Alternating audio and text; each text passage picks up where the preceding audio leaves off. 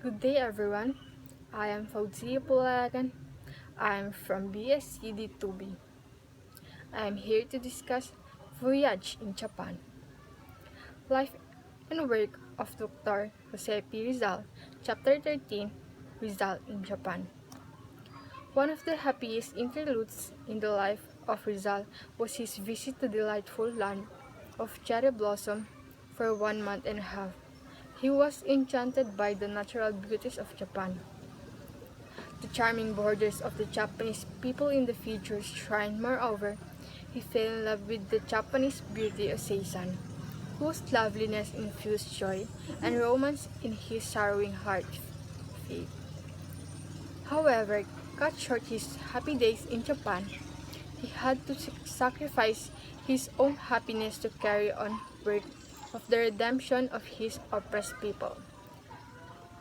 Rizal Rizal arrives in Yokohama on February 28, 1888. Rizal arrived in Yokohama. Noong February 28, 1888, Sunday morning, dumating si Rizal sa Yokohama. He registered Grand Hotel. The next day, he proceeded to Tokyo and registered at Tokyo Hotel, where he stayed from March 2 to 7. He was impressed by the city of Tokyo. He wrote to Professor Blumentritt. Sabi niya sa sulat, mas mahal pala sa Tokyo kaysa sa Paris.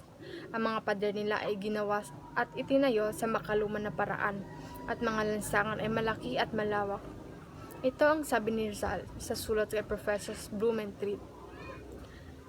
Rizal in Tokyo.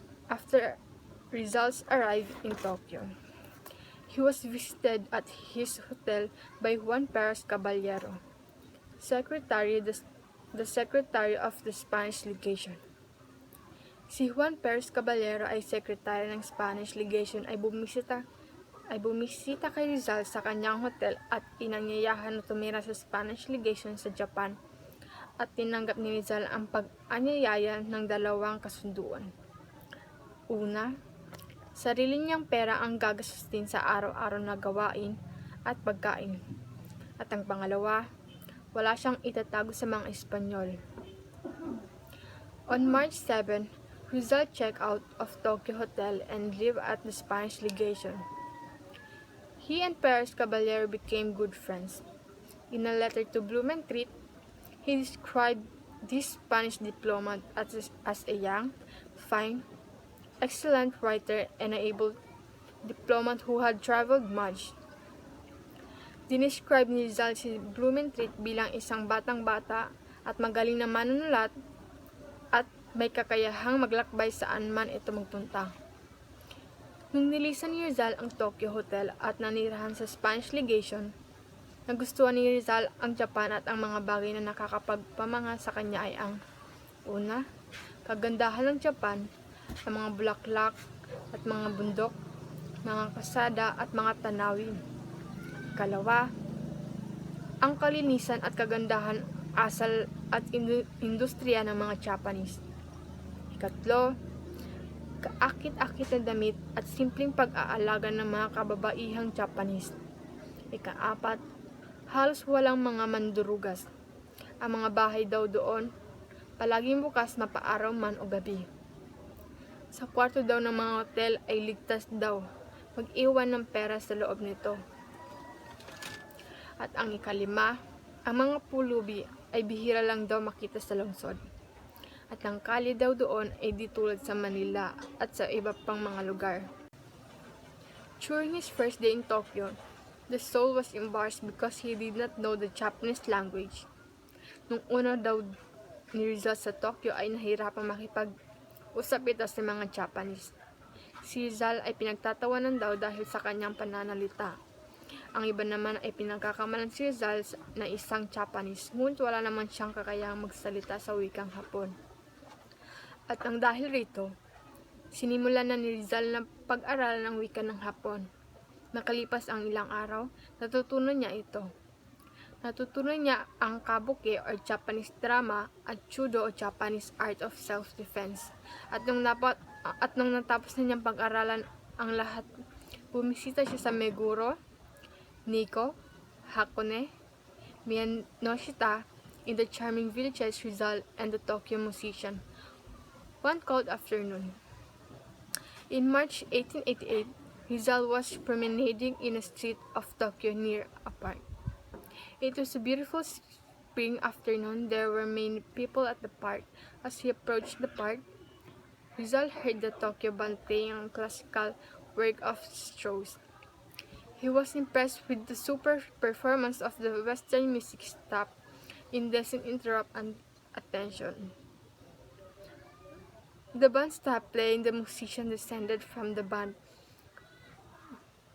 stand and walk around for a rest. Some began to converse to resolve others' surprise. They were talking in Tagalog. He approached them, inquiring in Tagalog, "Paisano, taga saan po kayo?" They told him they were Filipinos and that the principal instrument in the band were played by Filipinos. Other members of the band were Japanese, but they were playing only the secondary instrument. However, during his old days in Japan, there is one thing which he didn't like at ito nga ang tinatawag nilang rickshaws. Ang rickshaws ay isang uri ng transportasyon ng mga Hapon kung saan ito ay hinihila ng mga kalalakihan. One spring morning in March 1888, Rizal entered a big store in Yokohama to buy something. This is the one biggest store in that port city which built on western goods. Ito ay pagmamayari ng isang nagngangalang Oseisan, a former summer at that time. A lovely young woman was there at the store. Seeing that she seemed to be a member of the store staff, tinanong siya ni Rizal kung marunong ba siyang magsalita ng English. She replied in the affirmative. In fact, she was very fluent in 3 languages, the Japanese, English, and French language. At dahil sa nalaman ni Rizal, Rizal was glad to converse with her in English and in French. Matapos niyang mabili ang lahat ng kanyang kailangan, umalis na siya. Rizal was impressed by the girl's cameo-like beauty, charming tenderness, and high intelligence. Ang babaeng tinutukoy ni Rizal ay nagngangalang Seiko Usui o mas kilala sa tawag na Oseisan. Siya ay anak ng may-ari ng store. Natuto si Oseisan ng English and French from her private tutors. In succeeding days, Rizal made almost daily visits to the Usui store. Rizal and Oseisan became good friends. Oseisan was then 23 years old, and Rizal, the bronze skin doctor from Manila, was 29 years of age. In due time, their friendship bloomed into romance.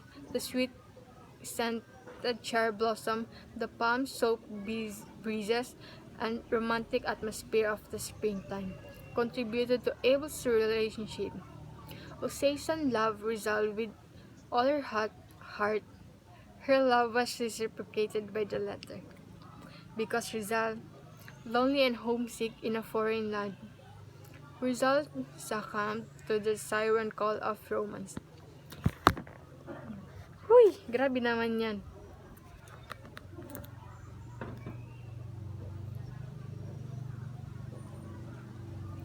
Because Rizal, lonely and homesick in a foreign land, Rizal succumbed to the siren call of romance.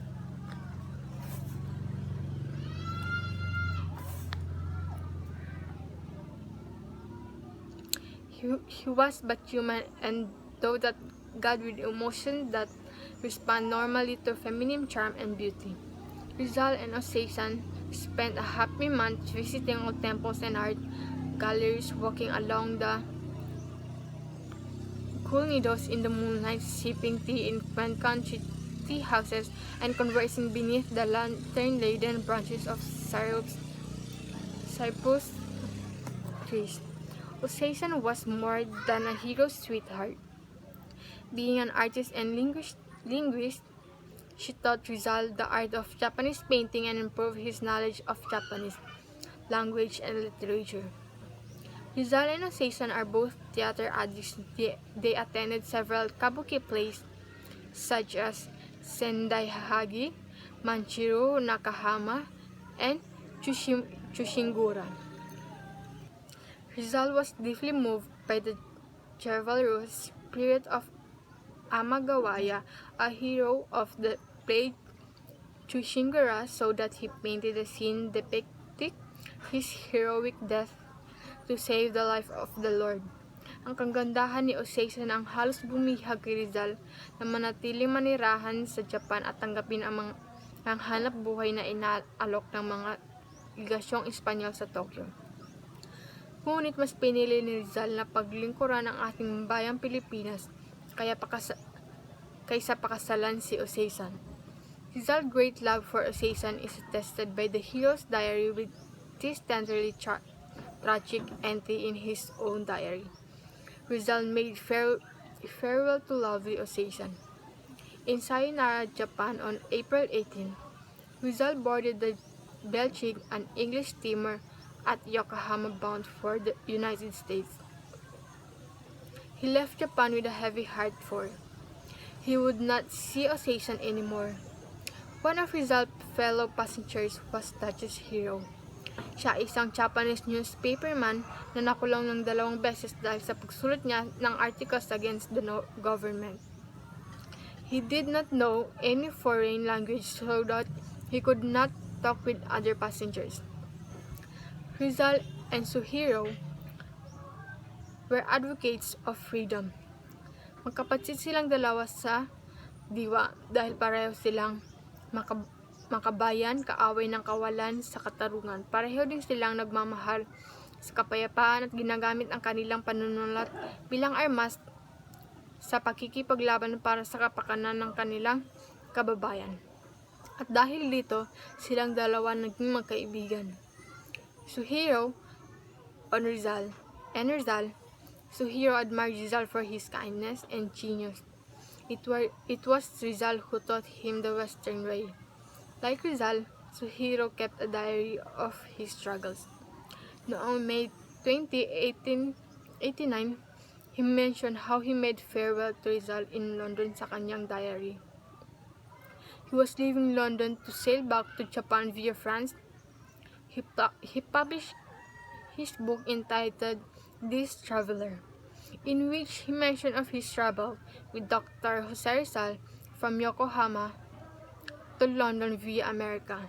The following year, he published his political novel entitled Storm Over the Southern Sea, kung saan mayroong pagkakatulad sa Noli Me Tangere ni Rizal.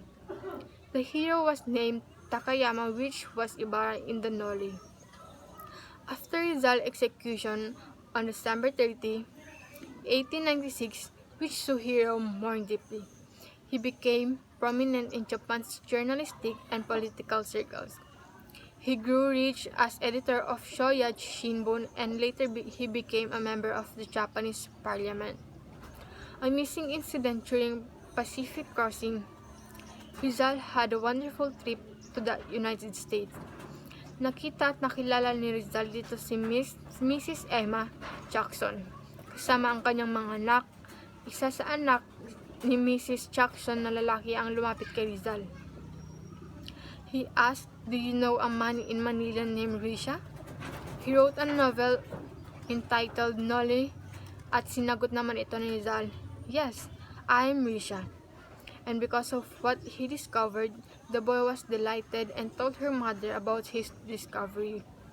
Both mother and boy were happy to know Rizal and felt proud to be with such a celebrity. And that's the end Rizal's voyage in Japan.